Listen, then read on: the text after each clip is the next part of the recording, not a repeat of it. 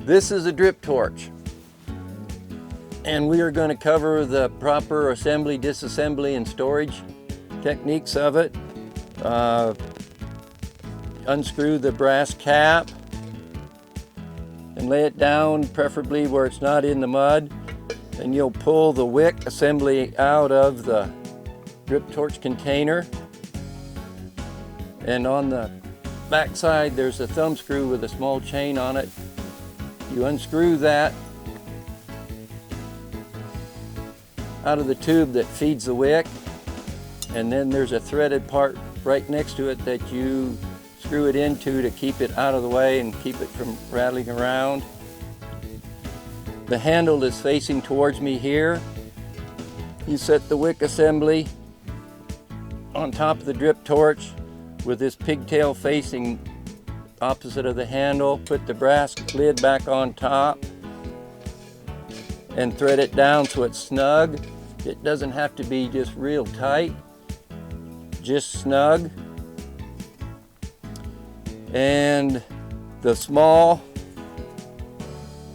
brass fitting here on the end is an air vent, and in order to allow the drip torch fuel to run out of the igniter here onto the wick, you unscrew it about a turn, and that allows air to go in and fuel to run out. You pick it up by the handle, and as you tip the wick down, you allow some fuel to run out of the tube assembly onto the wick so it's well saturated. And you have the proper mix. You can run some fuel out on the ground and then light it, and you have your drip torch ignited and ready to begin ignition. To extinguish the drip torch, the proper way, there are several ways to do it. You can oftentimes just blow on it or just grab it like that with your gloved hand and snuff it out. When completed with your burn line, turn the air set screw down, shuts it off. When your end is cooled, and for proper storage, take the brass ring off the top,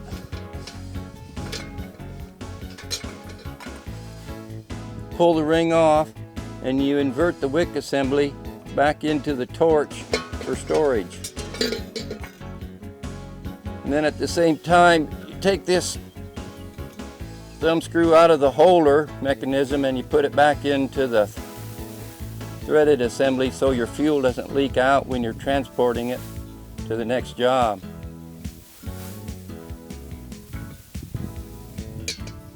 And then screw down the brass ring, like I say, snug.